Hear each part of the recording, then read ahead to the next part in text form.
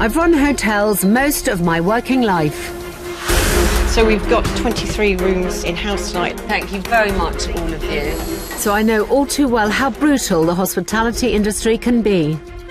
That is terrifying. We put everything that we have into this. And this year, the situation truly is dire. You got me worried about that now. I have a lot of pressure to make sure that I deliver. With businesses facing spiralling energy, food and wage costs. I have a big sense of responsibility. And customers who have less money to spend. Frankly, sweet Fanny Adams. From country pubs, careful of the dog, to seaside hotels. This has got to be done for Friday. I have somebody in here Friday night. Shepherd's huts. You've got a big one. Thank you. To family guest houses. Makes me think of Scarlett O'Hara. They're all in desperate need of my help. She's just pulled up and I'm terrified. I'll be getting my hands dirty. Mind the paint work. And delivering some hard truths. I think you're bonkers. Hello. To help owners across the country get back in the black. Something has got to change. You're very silent. Why? You're the expert. Before everything comes crashing down. We're just hoping we can catch it before it's too late. That is my challenge, should I choose to accept it, and I do. Hello, Steve. This time, We've got this crippling loan, so we just live a very modest life. a farming couple with a glamping site that's struggling to pay its way. It's diversify or die at this point. And 100 years of family history at risk of coming to an end. I've got nothing else to fall back on.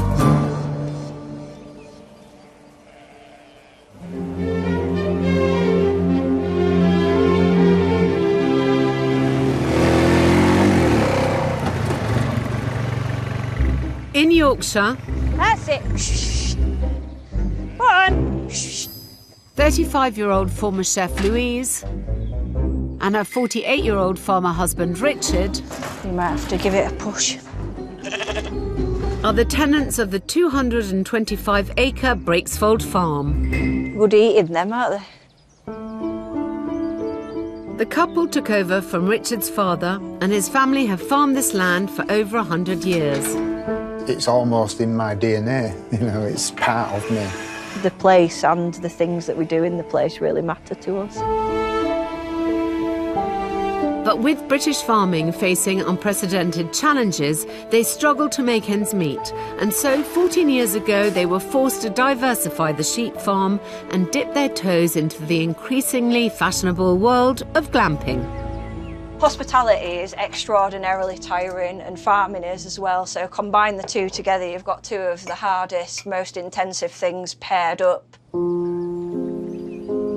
They started with camping pitches, which proved successful, and then 3 years ago expanded, spending 70 grand on 3 shepherd's huts. We bought them as a basic kit and then I've built them. Each complete with double bed, kitchen and ensuite bathroom. We do laugh when people put that, the staff were lovely in the reviews, when in reality it's just the two of us. It's just 24/7, just relentless. As well as managing their land and tending to their flock of 250 sheep, Louise and Richard are now working all hours to try and make their glamping business a success, to save their beloved farm, which leaves little time to spend with 13-year-old daughter Faye. Other than sitting down and eating meals and an odd snatched afternoon out here and there, we don't always get a great deal of family time together. A child eating a vegetable. You get on a David Attenborough programme for that. But the farm and huts are barely turning a profit, leaving the family struggling to survive on less than minimum wage. We seem to be worse off now and doing more work. So in an attempt to create additional revenue, in 2019 they borrowed £75,000 to open a cafe in one of their outbuildings. But thanks to the pandemic, their new enterprise lasted just 6 months before it was forced to close. The door was shut and that was that. We did literally sit and cry. Sad. Now they're stuck repaying a loan for a business that never got off the ground and counting the cost of a huge investment into a building they don't even own. That's one of our biggest financial hits because it's quite a big chunk of money that we're paying back each month. It's a really difficult position to be in. And it's not the only recent setback they've had to overcome. I was like, right, I'm going to pop outside, clean the showers and toilets, and I'll be back in half an hour. And I came back and he was just like laid on the kitchen floor. For a split second, I did think he was dead. You do get a little bit of PTSD from that, I think. After a serious fall inside the house, 2 years ago, Richard suffered a traumatic neck injury and was rushed to hospital by air ambulance. I was for about 18 months out of action. That was certainly something that affected my mental health because I felt completely useless. Well, if it weren't for Louise, the business would have collapsed. After suffering blow after blow, Richard and Louise are struggling to find the motivation to keep pushing forward. It's really hard to know what the right things to do are that are going to be successful, and also without creating myself a whole load of extra work. But unless they can find a way to make their business pay, 100+ year family legacy of farming could be lost forever. I want it to succeed because otherwise you feel like you're letting down the generations that have been here before you. I hope I'm not too late to give them the help they clearly need. I'm in the Yorkshire Dales, and it's an area that's beloved. Packed with stunning scenery, this region draws more than 6 million tourists each year. And the southwest corner that I've come to, near the historic Bolton Abbey, is an area of outstanding natural beauty.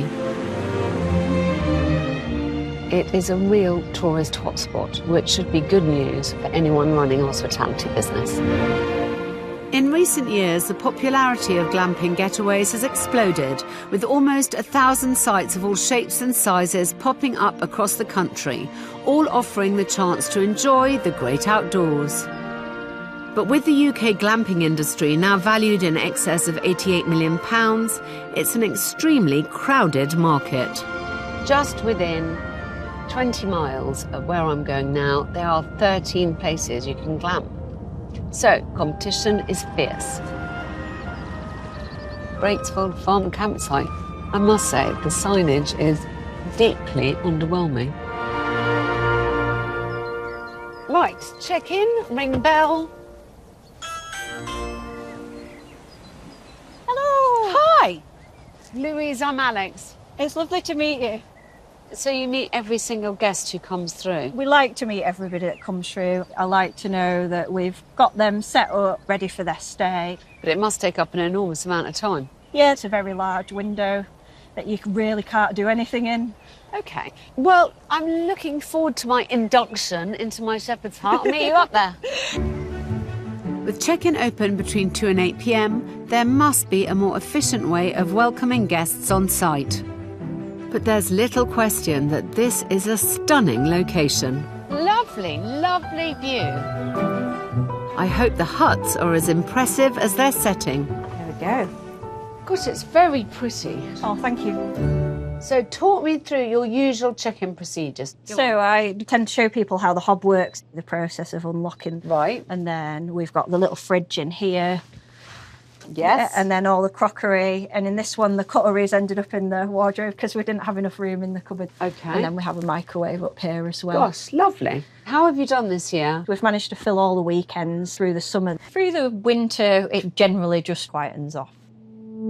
While occupancy is at 90% in summer, the campsite closes in the winter, so Louise needs to be pulling in every penny from these huts for her family to survive the low season. How much would it cost me to stay here tonight? So a single night's £125 in this hut. I try and keep the rates the same all year round. I mean, I'm assuming I'm here because you're not making enough money. Yes. Well, there's only two ways of making more money. One is to increase occupancy and one is to increase the rates. Yes.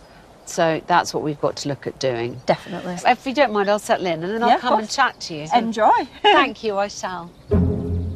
There's a lot to like about Louise and her huts, but I can already see room for improvement.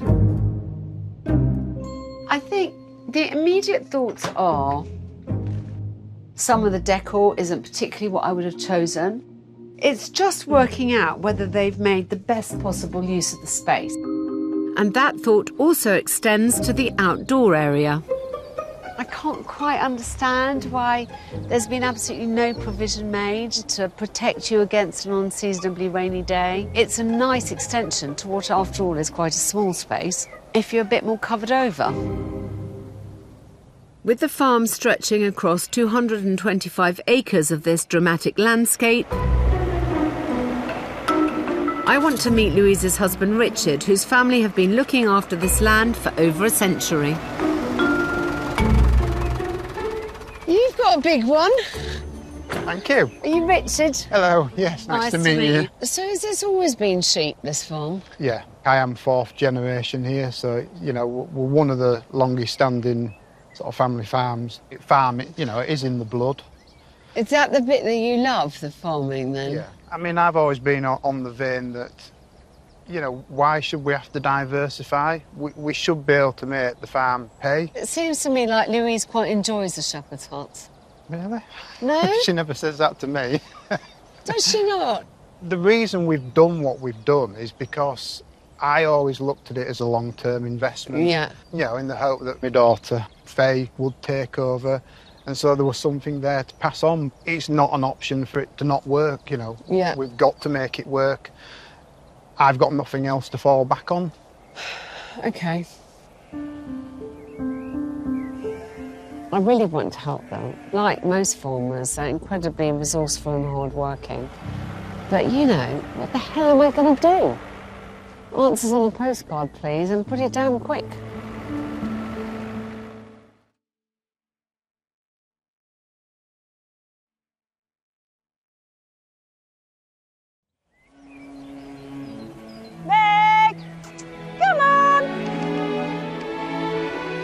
At Breaksfold Farm, on the edge of the Yorkshire Dales, 4th-generation farmer Richard and his wife Louise, a former chef, have called me in to help revitalise their flagging glamping business. As a farm, we've been forced to diversify to survive because farming's like in its most uncertain time than it's ever been in. With farmers across the UK facing an uncertain future as a result of low product prices and high running costs, the glamping side of their business has to bring in money so they can stay working on the land they love. But at the moment, their efforts are still only earning them far less than minimum wage. It's a scramble every day to fit everything into a 6 a.m. to midnight window. No downtime at all. Having spent £165,000 on 3 shepherd's huts and an on-site cafe, if they can't start to make it pay, they risk losing their investment and the farm Richard's family have worked for generations. Maybe they shouldn't have to diversify, but I think it's diversify or die at this point. Having cast my eye over the shepherd's huts, Hello, sheep. Gosh, you look grumpy. next I need to understand the state of Richard and Louise's financial situation. So where are your financial difficulties, then? I think the crippler for us was losing the cafe. We opened that in November 2019. Mm-hmm. And then 6 months later, we've got complete and utter lockdown. We ended up just closing it down in the end, which is terribly sad, really. My gosh, that must have taken the stuffing out of you a bit. Yeah. So in that building, there'll be £95,000. We've never made a return on that money. Got another 4 years off paying it back. So that's all a bit depressing, really. With the nearest town a 20-minute drive away, offering food makes a lot of sense here, and the cafe could have pulled in some much-needed additional profit. So do you guys pay yourselves?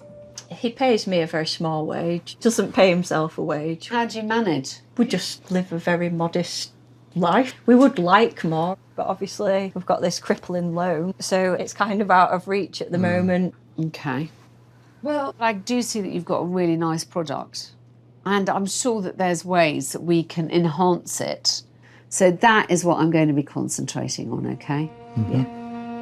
With £95,000 lost to the ill-fated cafe and loan repayments leaving them with very little money to live on, I'm hoping to find a way to lift Richard and Louisa's spirits and boost their business. Thank you. We've had a tough few years, and it's just like, can we have a year where we just open, And make some money. rather than massive financial outputs?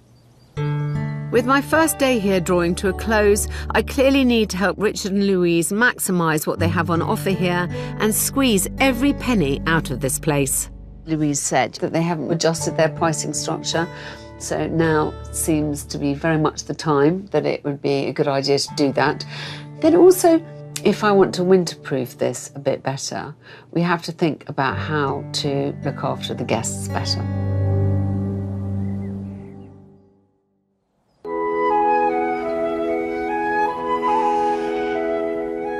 It's the morning of my second day in Yorkshire. And with no food offering on site or nearby, making breakfast is my responsibility. I mean, scrambled eggs are my go-to in most situations. I love an egg. I'm wondering if there might be an opportunity for Richard and Louise to make more money by minimising the stress to their guests of self-catering. You have to be quite prepared coming somewhere like this, because everywhere seems to offer something slightly different. Providing the option to add some morning essentials to a booking would not only offer additional convenience, it's also a great way to boost the bottom line. I think we need to at least have the conversation about why Louise isn't doing some kind of breakfast goods, if it's right for her. I mean, I'd like to open the debate at least. With the glamping market having moved on significantly since they first opened 13 years ago, I want to encourage Richard and Louise to revamp their offering. I think they don't understand how much now they've got to, really keep on top of the game to make sure that they get their fair share of visitors. So to help kickstart the process of getting Breaksfold back on track, I want to show them how stiff the local competition is and inspire them to make some much-needed changes. Hi. Hello. I'm Alex. Hi, nice to meet you. I've brought them to meet Sasha and Johnny, who opened their huts on a site that's only 20 minutes from the farm just 4 years ago. So, thank you for letting us come and peer. Lead on, because I'm longing to see.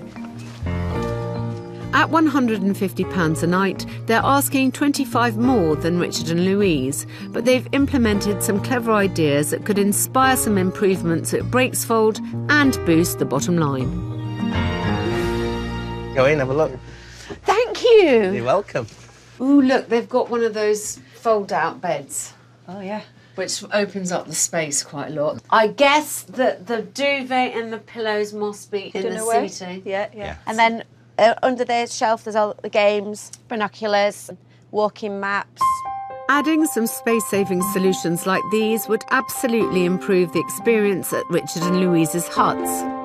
And it's not the only area where they could take some inspiration.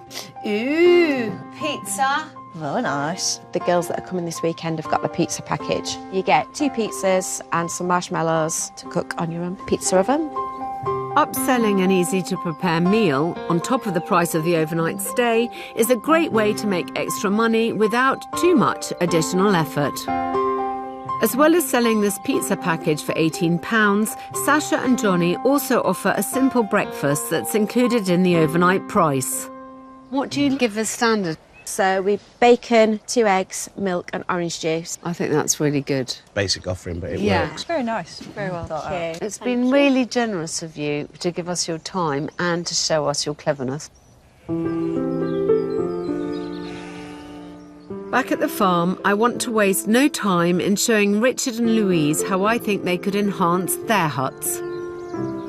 If it's peeing with rain, you're quite limited to the space you've got and to where you can put things. So something that I've done before was like a little lean-to. So you could put your boots in there Like a little and loft hang store. up your coat. Yeah. Have you never thought of putting something up here so that you can shield yourself a bit from the rain? We hadn't thought about, one of those sails. Yes.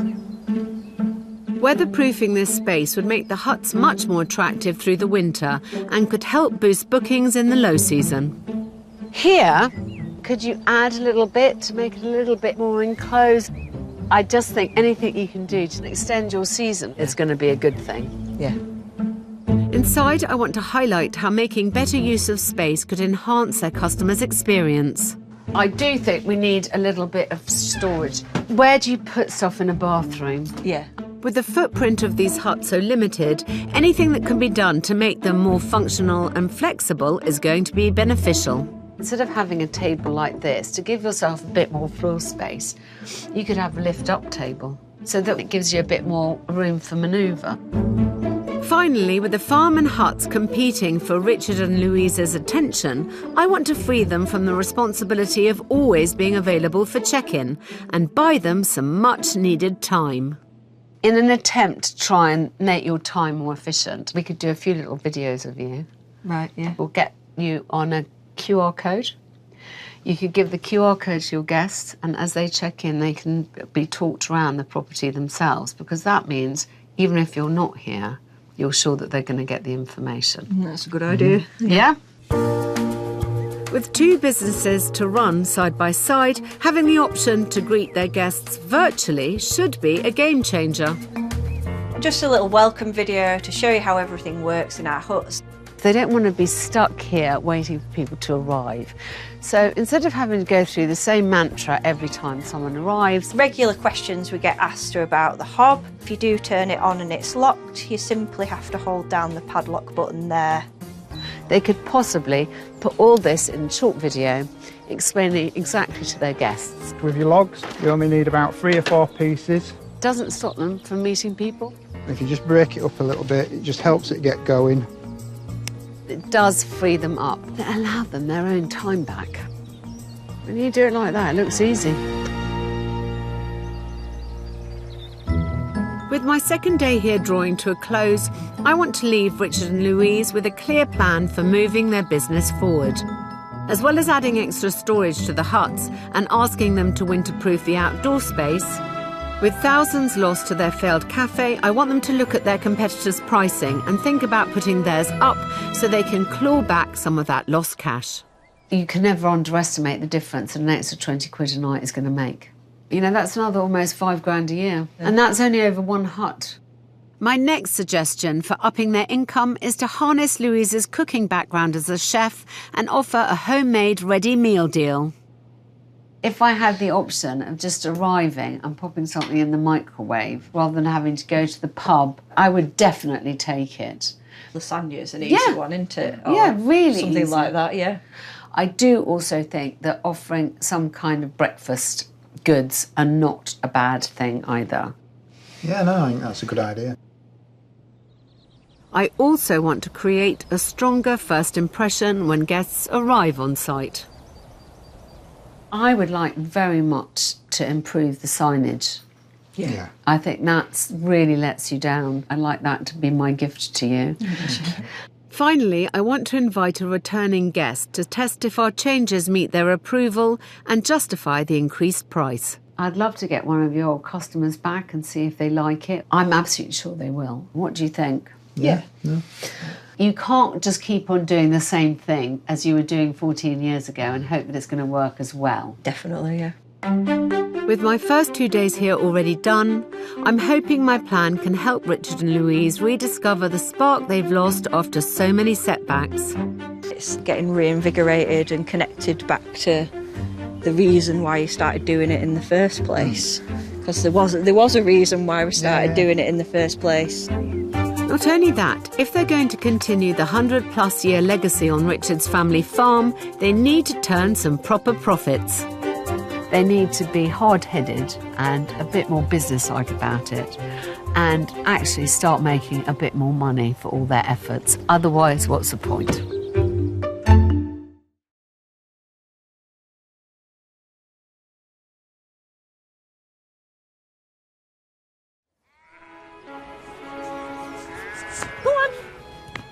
At Breaksfold Farm in Yorkshire, 35-year-old former chef Louise and her 48-year-old husband and fourth-generation farmer Richard are attempting to get their glamping business back in the black to help subsidise the farm that Richard's family have been tending for over 100 years. To help bring in more money and allow them to keep their farming legacy and glamping business alive, There you go, just another, God knows how many more to make. I've asked them to start winterproofing their shepherd's huts outside space. We've tried this sail.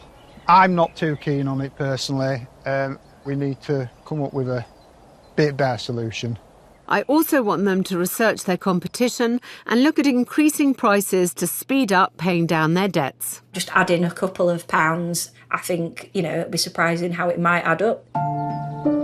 If they can't find a way to balance the competing demands of farming and hospitality and make more money,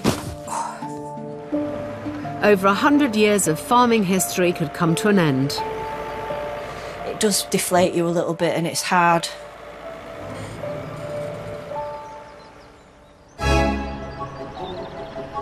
I'm determined to show them how to make their business pay. They're on minimum wage between them, and frankly, I'm desperate to help them. And that starts by sorting out the farm's uninspiring first impression. I'm dying to replace that signage. Honestly. Hello, used twos. How you doing? I'm fine. Well, I thought we'd start the day with something positive, so I shall bring you your new signage. Ooh. Oh, wow. That's lovely, thank you. Then we have glamping and camping signs. Shall we try and get them up? Yeah? Yeah? I'll go find some stuff. While we leave Richard to get busy sorting out the signage, I want to show Louise how the homemade ready meal idea I mooted on my last visit could add up to some tasty extra income. Come on. With Louise's returning guests set to test drive all our new ideas later today, we'd better crack on and cook. Tonight it's lasagna. So an onion and a carrot. Never in my wildest dreams did I think I'd be here cooking in the kitchen with you. Ready meals are a good idea here because anyone coming here to enjoy the peace and serenity of the natural landscape may not want to get back in their car and go off to the pub or cook in the frankly quite basic cooking facilities. I think that's enough. Chuck it all in. Not a waste there, look. Lovely.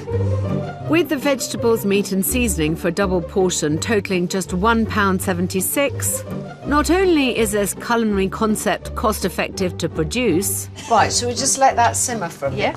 I'm hoping it can also encourage Louise and Richard to find time together and show them the value of attempting new ideas again after a difficult couple of years. I do enjoy cooking a lot because we do sit down and have family meals. As much as we live together and work together, we don't actually see an awful lot of each other when we're doing our separate things. The fact that the cafe has failed and all the things have happened subsequently, Richard's accident, have really made them retrench. I think this is a really good exercise for them to improve what they're already working so well on. Despite this recipe not being up to the standards I'd typically apply, I don't want any Italian to write to me about the fact that I'm using pre-grated Parmesan. It wasn't me doing the shopping, okay? I'm sorry. With the bechamel, parmesan and pasta sheets priced at a combined £1.04, the cost to assemble the entire lasagna is just £2.80. Honestly, darling, I'm absolutely sure that this is a money winner. Yeah. If Louise could sell the finished product for £11 to just half her guests at her current 65% occupancy, the return would be well worth her effort. That makes you a grand total of £3,914. It's a nice holiday every year, isn't it? Well, then it starts becoming interesting money. Yeah.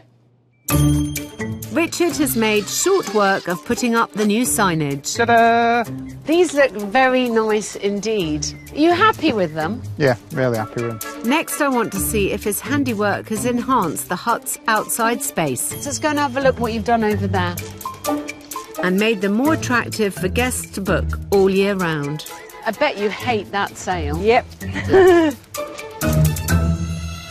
I think it's a great concept. It's just the practicality of it, I think, out here with wind and rain. Looks like it's back to the drawing board to find a solution that can withstand the Yorkshire weather. But thankfully, Richard's custom-made boot and coat rack and hot tub cover You're a clever man. I'm really impressed. Both look like they're made of stronger stuff. I think that's lovely. It's actually turned out a bit better than I was expecting. Not only will these changes make the huts more usable and hopefully encourage winter bookings, they're also essential to keep pace with the competition. What I hope I've reminded you is since you've started, there's new kids on the block who are all constantly innovating. And so you've got to too, to make sure that you get your fair share and more of the available market. If Richard and Louise can up their winter occupancy by even 5%, it could earn them an extra £3,400. To help us justify putting up prices and taking a bigger chunk of the £88 million glamping market, next I want to make some inexpensive improvements to the inside space to make sure guests keep coming back and feel they're getting real value for money. There's various things I've got. These folding chairs are very comfortable. Yeah. So if you wanted to, it just gives you that little bit more room. At the table, I think that's a really clever idea. If that went to the wall, that could be a leaf that pulled out. Yeah. So it gives you a little bit more space for no extra space taken. While I leave Louise to assemble the rest of the table and ask very handy hubby Richard to add some storage solutions to the bathroom, I'm going to crack on in the living area. I've already popped in under here 2 fold-away boxes. Bit of storage there. In here, I have hung up already this, which I think is much better. As well as adding a clever sink cover to extend the worktop, plus a wall-mounted utensil rack to declutter the drawers, I also want to make the kitchen better equipped to cook in without taking up any more valuable space. Instead of your microwave, I have got you this incredibly useful and brilliant little machine with which you can toast, roast, air fry, bake and grill. Blimey, right. And it would allow someone to heat up your beautifully home-cooked meal. Always thinking. Look how neat it looks. It's very cute. I mean, I think this is a game changer. With the kitchen upgraded and the bathroom bolstered with storage solutions, all that's left is to sort out the seating arrangements. OK, and then a little folding chair. Cute. And then, you know, look, darling. Just that extra space, isn't it? I mean, I think that's rather nice, I must say.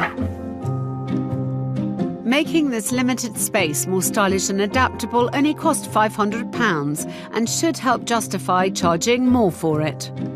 But before my returning guests arrive to take it for a test drive, we need to nail the new pricing that will help Richard and Louise pay down their debts. I know you've already had a little look at it. What is your conclusion? We've done £5, so we've put one night up to £130. Ooh!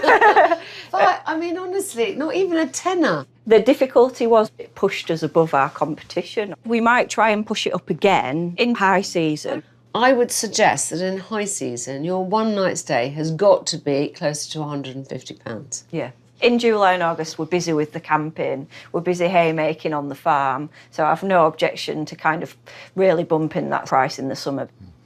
That uplift could earn Richard and Louise an extra £6,000 over the 3 months of high season if they hit their previous 90% occupancy. It's a hefty extra bit of money. Let's get the money in and keep the show on the road. Yeah. Yeah. With the new pricing strategy agreed only minutes ahead of our returning guests' imminent arrival, Oh, gosh. I've just about got time to finish off the new and improved offering in the huts by adding in a simple breakfast hamper. Right, my darling. Chuck it in. Take me mucky farm wellies off. Priced at £11 for an assortment of bacon, eggs, bread, milk and jam that costs less than £4 to put together, if just half their guests take up the option, it could generate more than £2,500 of additional profit across the year, based on the current average occupancy of 65%. And then this is the last thing. I think it's ready to hang up. Hopefully, it might make your life a bit easier and free up some of your time. With QR code in place to take care of checking in our returning guests, we're all set for them to test drive our new and improved hut. You ready? Now we have to hope they'll think the improvements we've made are worth paying for and crucially lead to a 5-star review and more return business.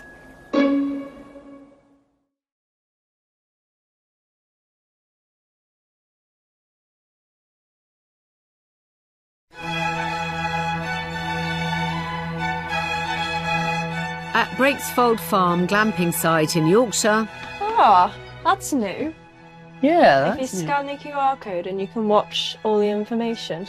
Returning guests Charlotte and Glenn are test driving the newly improved hut, complete with convenient QR code check-in. Welcome to our shepherd's hut. This is just a little short video just to show you how everything works in the hut. We've made a raft of changes inside the hut to make the limited space more practical. Oh, that's quite clever. And bolstered the kitchen equipment. Is that a microwave? It's a little toaster oven. Does make a big difference. Plus added some weatherproofing to the outside area. Oh, that'll be good when it's chucking it down tonight. But will they be happy with the increase of £10 a night from what they previously paid? The view's just lovely here. Oh, I love it. I'm hoping the extra income will help owners Richard and Louise keep the farm Richard's family have worked for generations. Evening. Hello. Hello. Hi, I'm Alex. Hi, nice to meet you. I'm Charlotte. I'm Glenn. Glenn, lovely to meet you. I'm not going to ask you too many questions. I'm going to find out what you think tomorrow morning. But as another example of something we're trying differently. So I have brought you a lasagna, which will cook in the new little oven. So you've got tea. That's lovely. That's Thank lovely. you. I hope you have a nice time. I hope tomorrow you'll have lots to say to me. Yeah. Look forward to seeing you then. See you later. Lovely.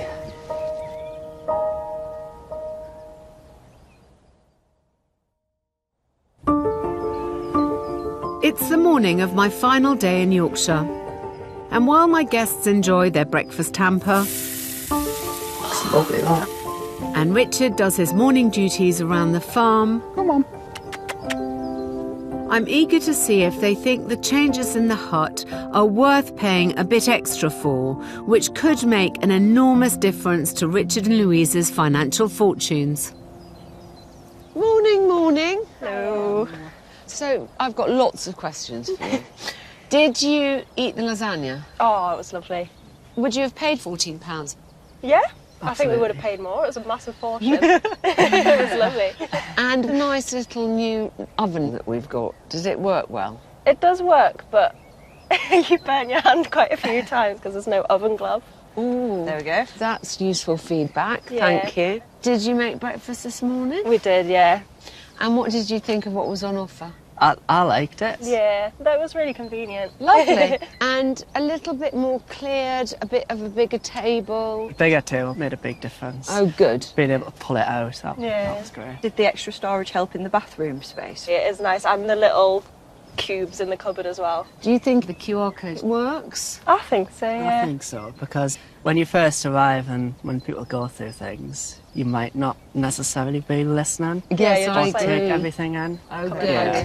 That's almost all thumbs up for our new ideas. But are they willing to pay Richard and Louise the £130 they're now asking for? What would you think this experience is worth for a night? Somewhere else, this sort of size might be £180 a night. Hurrah. There we go. Yeah. Well, thank you. That's been really, really helpful. I do appreciate your feedback.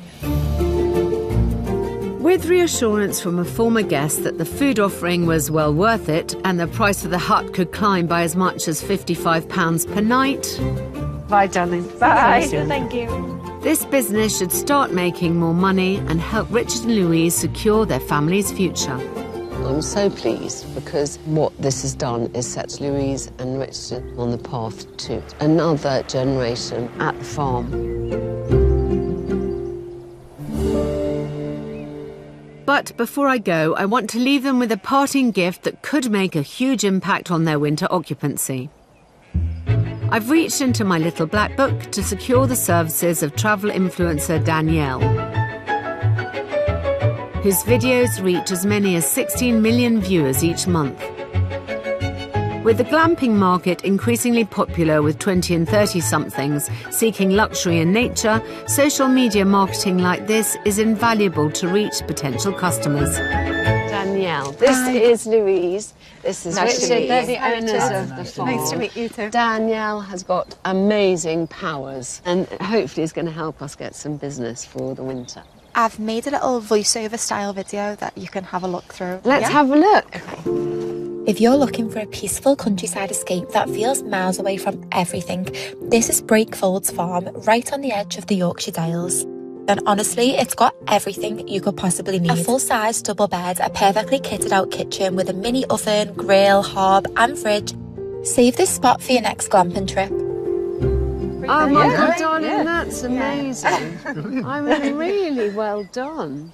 What sort of results do you usually get from these? I'm hoping like up to 100k views. And will you let us know when it does go live? Yeah, I'll take note of all the notifications and things and send it over to you as well with the results. Good. That's really appreciated. Thank you so much. Thanks, darling. It's such a pleasure to meet you. It's so nice to meet you. With my time here at an end, all that's left for me to do is say my farewells.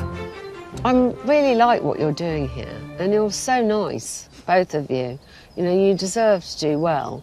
I'll pass you on all my details, and then if you want to, you can always get in touch. Your fresh pair of eyes has been really useful to us. Yeah, definitely. Just with everything that's gone on in the last few years, we have kind of taken our eye off the ball, haven't we, a little bit? And yeah, it has genuinely been an absolute pleasure. Pleasure.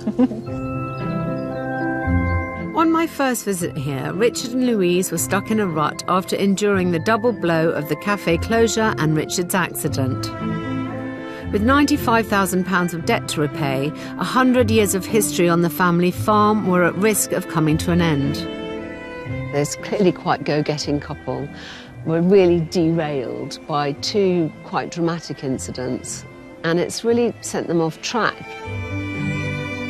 But now, with the template for updating their huts and upping their prices, plus 2 food packages to roll out, they can be confident about writing a new, more profitable chapter.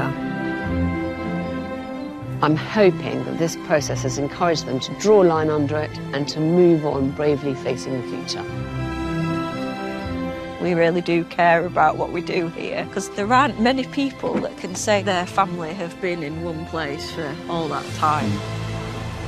some really good advice to take forward, isn't there? Yeah.